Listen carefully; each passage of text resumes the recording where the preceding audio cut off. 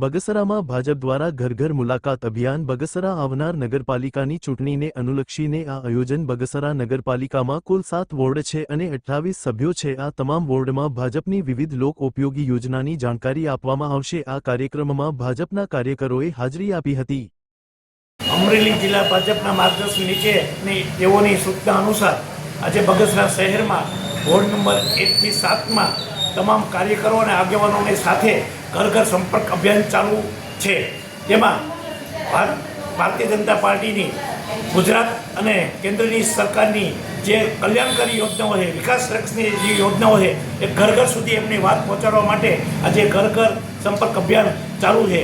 તેમાં ભારતીય જનતા પાર્ટી બગસરા શહેરના તમામ વિસ્તારોના આગેવાનો અને નેતાઓ અને કાર્યકરો, શ્રેષ્ઠ કાર્યકરો સાથે રહી અને ભાજપની જે વિકાસશીલ યોજના છે તેની ઘરે ઘરે જઈને વાત પહોંચાડવામાં આવશે। વંદે માતરમ, ભારત માતા કી જય।